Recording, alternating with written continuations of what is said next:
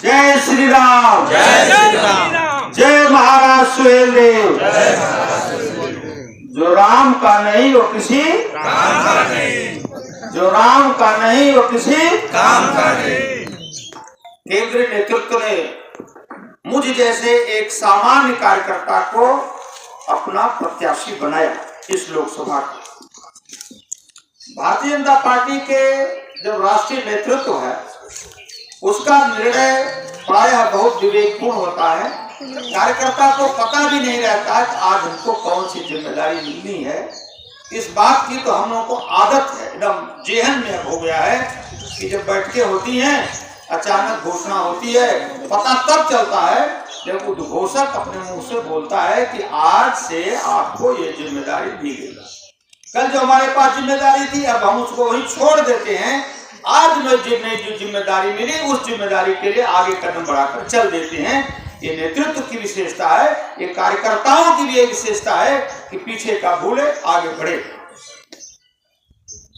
भाइयों, आपने देखा होगा कि अभी सकलदीप राजभर जी बलिया में राज्यसभा सदस्य थे। राजनाथ जी ने फोन किया, सकलदीप जी कहाँ हो, क्या कर रहे हो? एक आध बार एमएलए का चुनाव लड़े थे, वो पार्टी के अच्छे ईमानदार कार्यकर्ता थे। सकलदीप राजभर जी ने कहा कि भाई साहब मैं तो खेत में गन्ना बोल रहा हूँ। कहा कि कुदाल जल्दी घर रखो, आओ दिल्ली, तुम्हारी आवश्यकता है। दिल्ली गए, वो राज्यसभा के सदस्य बने। उनको तब पता चला जब दिल्ली पहुंचे कि किस काम से उनको दिल्ली बुलाया गया है। ये पार्टी नेतृत्व की विशेषताएं। अभी डॉक्टर बिंद जी राज्यसभा की सदस्य बनी, संगीता बलवंत जी। उनसे जाकर पूछिए कि जब आप दिल्ली गई आपको कब पता चला कि आप राज्यसभा की सदस्य बन रही? एक आम आदमी पार्टी को, एक सामान्य कार्यकर्ता को चुन करके कहीं रखना एक केंद्रीय नेतृत्व की जिम्मेदारी है, उसका दायित्व भी है। कार्यकर्ता अपना दायित्व निर्वहन करता है और नेतृत्व अपने दायित्व का निर्वहन करता है। एक एक कार्यकर्ता के बारे में विचार करता है। अभी 3 प्रांतों के मुख्यमंत्री बने, छत्तीसगढ़ के, मध्य प्रदेश के, राजस्थान। तीनों मुख्यमंत्रियों के बारे में तमाम मीडिया के लोग अटकलें लगाते रह गए, ये बनेंगे वो बनेंगे। मीडिया की अटकलें शून्य, जीरो। अब बना कौन? जब उद्घोषक ने घोषणा किया कि मध्य प्रदेश में मोहन यादव जी प्रदेश के मुख्यमंत्री हो रहे हैं, तब सबने जाना। यह है नेतृत्व की विशेषता। मैं आपसे पूछता हूं कि उत्तर प्रदेश में अखिलेश यादव के अलावा, उनके परिवार के अलावा कोई तीसरा भी मुख्यमंत्री बन सकता है अगर अवसर मिलेगा तो? लेकिन भारतीय जनता पार्टी के मोहन यादव मुख्यमंत्री बन सकते हैं। ये कार्यकर्ताओं की विशेषता है, कार्यकर्ता आधारित संगठन है। इस बात को ठीक से जानिए। कोई भी कार्यकर्ता जो लगातार काम करता है उसके विषय में नेतृत्व लगातार चिंतन करता है। हम तो, मेरे पास 2 विभागों का दायित्व था। जौनपुर विभाग का जिसको 2 सरकारी जिले थे, उसमें हम लोग को तय था कि एक सूची बनाइए कि कौन भारतीय जनता पार्टी के पक्ष में है, कौन तटस्थ है, कौन क्या है। चुनाव को देखते सूची बन रही थी। तब तक एक फोन मेरे पास आया कि आपको लोग बात करना चाहते हैं। बात मैंने किया तो कहा कि आपको भारतीय जनता पार्टी का प्रत्याशी बनाया गया है। हमने कहा हमको क्यों प्रत्याशी बनाया जाएगा? ये झूठ साज खबर हटाओ हमारे यहाँ से रखो, हम जो काम कर रहे हैं उनको काम करने दो। तो फिर दोबारा आया। हमने कहा ठीक है, अध्यक्ष जी से बात करते हैं। सुनील सिंह जी से बात मैंने किया तो उन्होंने कहा कि नहीं, आपको अभी बुलाने ही वाले थे हम, आप गाजीपुर आइए। गाजीपुर गया तो मुझे स्पष्ट हुआ ये नेतृत्व का सवाल है ना। नेता क्या सोचता है? हम तो उसके कुशल नेतृत्व पर पूर्ण विश्वास रखकर कदम बढ़ाते हैं कि जो नेतृत्व आदेश दे रहा है उसी राह पर चलना। रहा साल चुनाव का, मैं करंडा में चुनाव प्रचार में था। एक बच्ची दौड़ के मेरे पास आई, मेरे विद्यालय की छात्रा थी। उसने पूछा, उसको हम आगे बैठाया, मैं बैठाया, पैरों छुई। तो हमने पूछा तू कैसे यहाँ? तो कही कि गुरुजी मेरा ननिहाल है, मैं यहाँ मिस्टर मामा के घर आई हूँ, छुट्टियां हो रही हैं तो मैं मामा के 10 की परीक्षा हो गई है मेरी, तो मामा के घर आ गई हूँ। तो हमसे पूछी कि आपसे एक सवाल पूछना चाहते हैं। हमने कहा भाई कौन सी सवाल पूछेगी? मैं भी थोड़ा संशय में पड़ा। क्या गुरुजी बताइए कि शंकर भगवान को जल कब देते हैं? रोज देते हैं। कहा नहीं, सबसे विशेष कब देते हैं? तो हमारे दिमाग की बात नहीं है, क्या पूछ रहे? कहा तुम ही बता दो कौन विशेष देते हैं, कब देते हैं? आज शिवरात्रि के दिन देते हैं विशेष दिन से जल। हम कहा शिवरात्रि के दिन देते हैं। कहा इसके पूछने का अर्थ तो तुम्हारा क्या है? कहीं वो अफजाल अंसारी की बेटी भगवान शंकर को इस समय जल दे रही हैं। हमने कहा कि चुनाव का समय लोग जल देते हैं भगवान शंकर के मस्तक पर, ये चुनावी मामला सब है ना। अच्छा चुनाव के कारण? हमने कहा हाँ चुनाव के कारण। कहा एक चीज आप नहीं जानते हैं? हम कहा नहीं जानते। कहा जिस मंदिरवा को जल दे रही थी उस मंदिरवा के नाम 12 बीघा जमीन थी।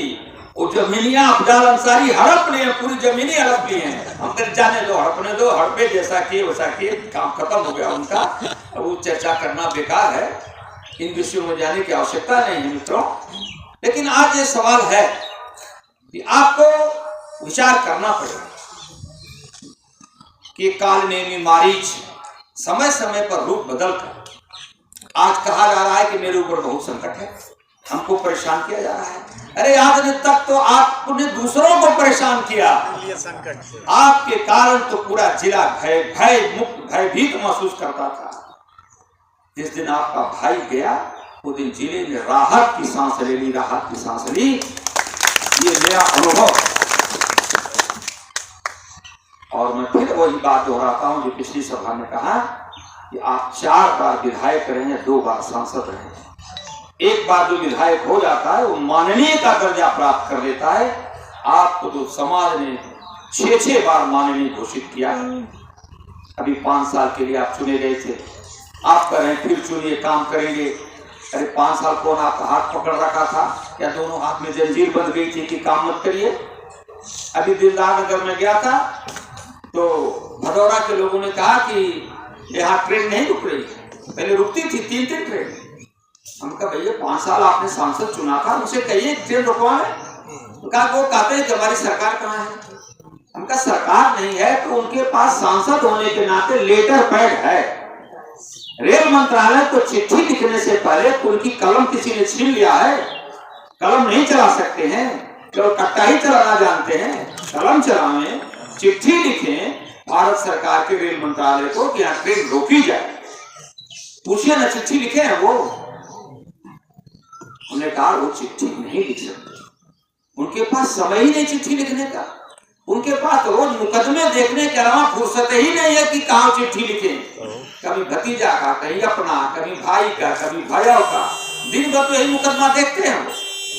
इसलिए मित्रों आपको एक बार सोचना पड़ेगा, आम मतदाता को इस बात की सोच करनी पड़ेगी, इन सवालों के जवाब वो किससे मांगेगा, कब मांगेगा? यही समय है वो हमसे भी जवाब मांगे कि आप जहां पढ़ा रहे थे उस कॉलेज की हालत क्या है। तो मैं बता रहा हूं कि लगातार कितने वर्ष मुझे याद नहीं है कब से उस कॉलेज के विद्यार्थी हर वर्ष उत्तर प्रदेश की मेरिट सूची में नंबर प्राप्त करते हैं, स्थान आता है। 40वां स्थान नहीं आता, 32वां, तीसरा, चौथा, 5वां, 6वां, 7वां, 10वां स्थान उस कॉलेज का आता है। जब पहली बार कॉलेज स्थापित हुआ था, जिसका केंद्र गुरुकुला इंटर कॉलेज में गया था, तो 5 लड़के प्रथम श्रेणी से पास हुए थे, 17 में 5 फर्स्ट क्लास पास हुए थे। ये अध्यापकों का अथक परिश्रम। मैं तो बार बार अपने शिक्षकों के चरणों में शीश नवाता हूं। ये बच्चे दिल्ली पढ़ नहीं सकते, बॉम्बे पढ़ नहीं सकते, बनारस जाने की हैसियत नहीं है, ये हमारे ही यहाँ पढ़ सकते हैं। हम इनके भाग विधाता हैं, ये हमारे भाग विधाता हैं। उन्हीं की 10 नए पैसे फीस से आपका वेतन चलता है। इस बात का ध्यान रखकर, ये अपने घर के हैं, अपने परिवार के हैं, इनको जितनी शिक्षा दे सकें। हम टॉपर हैं, हम 99% वाले नहीं है ये मानते हैं, लेकिन 33% भी भगवान ने बुद्धि दिया है, तो 33 का 33 अपने बच्चे को दे दें, यही आपसे अपेक्षा है। हम तो हमेशा ही बात करें। उनके पास वो मंत्रालय था, याद करिए, जिस मंत्रालय में डी राजा जेल गए, जिस मंत्रालय ने इतनी बड़ी घोटाला किया कि घर में चोरी हो गई, मालिक को पता ही नहीं कि कौन सा सामान रखे थे, अब क्या चोरी हो गया। यहां भी अभी मैं कहूंगा तो अधिकांश लोगों को अंदाज नहीं लगेगा, स्पेक्ट्रम घोटाला। अब मैं जब स्पेक्ट्रम घोटाला कहूंगा, जो अरबों खरबों में हुआ था, आम आदमी को अंदाजा नहीं होगा कि एक कौन सी चोरी हो गई।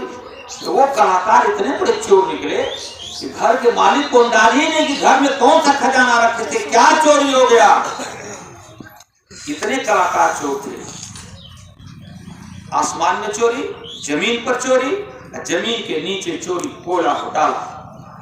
असहयोगी कौन से हैं जो मोदी हटाओ करते हैं? कट्टर ईमानदार, जिसने कहा कि हम कट्टर ईमानदार के बाद भी उसमें एक और विशेषण लगा दिया, ईमानदारी से काम नहीं चला, कट्टर ईमानदार। अब कट्टर ईमानदार क्या निकले? कट्टर चोर। क्या कर दिया? शराब घोटाला। शराब घोटाले में खुद जेल गए, सारा मंत्रिमंडल जेल में बारी बारी करके जा रहा है और दोष दे रहे हैं दूसरों पर। मित्रों, इन बातों का ध्यान नहीं रखेंगे तो देश बर्बाद हो जाएगा। आप ध्यान रखिए, क्योंकि आदरणीय नरेंद्र मोदी जी इस समय भारत की जनता के हृदय में बस गए हैं। मोदी मोदी, जहां मैं जाता हूं माताएं बहनें सब मोदी मोदी मोदी। इसलिए आवश्यकता है देश को ध्यान में रखने की। आपको एक बात याद दिलाऊंगा, देश के प्रधान गृह मंत्री हुए थे सरदार वल्लभ भाई पटेल। जूनागढ़ हैदराबाद 556 रियासतों को मिलाकर उन्होंने भारतीय गणराज्य की स्थापना की। जूनागढ़ हैदराबाद हमारी समस्या थी। हमारे बड़े नेताओं को अपनी छवि की चिंता थी कि छवि न खराब हो जाए। ऐसा काम मत करना। सरकार ने कहा बिल्कुल ऐसा काम नहीं करूंगा कि संसार में छवि खराब हो। पेपर में दिया कि पुलिस कार्रवाई हैदराबाद, और भेज दी सेना, चुटकी बजाकर हैदराबाद को भारतीय गणराज्य में शामिल कर दिया। लोग देखते रह गए। पानी के जहाज से जा रहे थे, पूछा कि ये क्या है? लोगों ने कहा गोवा। पायलट से पूछा कि हम कितने हैं? पायलट ने कहा सर वी आर 5, हम 5 है इस समय। आप गोवा पर अटैक करो। 5 लोग गोवा पर अटैक करो। गोवा का राजा सुनते ही सरदार अटैक करने की बात कर रहे हैं, सरदार के चरणों में गिर गया। गोवा भारतीय गणराज्य का हिस्सा हो गया। मित्रों, हिस्सा हो गया। ये दृढ़ इच्छा शक्ति, ऐसे होता है काम।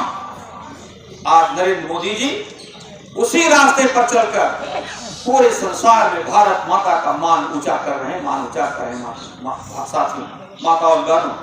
अब मान तो इतना ऊंचा हो गया है ना, जब 2 देश आपस में युद्ध कर रहे हैं, भारत के नागरिक फंसे हैं वहां, जब तिरंगा लेकर निकलते हैं तो दोनों सेनाएं युद्ध बंद कर दे रही हैं।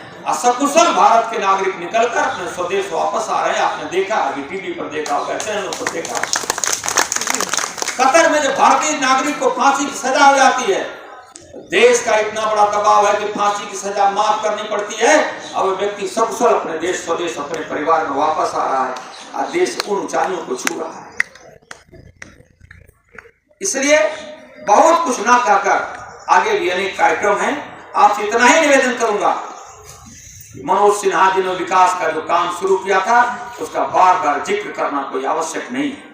इसलिए आपसे इतना ही निवेदन कर रहा हूं कि यदि अवसर मिला तो 2014 में चला विकास का रथ जो 19 में रुक गया, उसको दूनी गति से आगे बढ़ाऊंगा, दूनी गति से आगे बढ़ाऊंगा। और दूसरी बात जो हर जगह करता हूं, यहां भी कह रहा हूं कि आपके मान सम्मान पर यदि 10 नए पैसे का भी मेरे राजनीतिक जीवन पर दाग लग जाएगा तो दोबारा आपके सामने मुंह दिखाने नहीं आऊंगा। और तीसरी बात जो कहता हूं कि रात और दिन माताओं बहनों भाइयों आपके साथ कदम से कदम मिलाऊंगा, कंधे से कंधा मिलाकर रात दिन चलने का प्रयत्न करूंगा और आपके मान सम्मान पर कभी कोई आंच नहीं आने दूंगा, कभी कोई आंच नहीं आने दूंगा।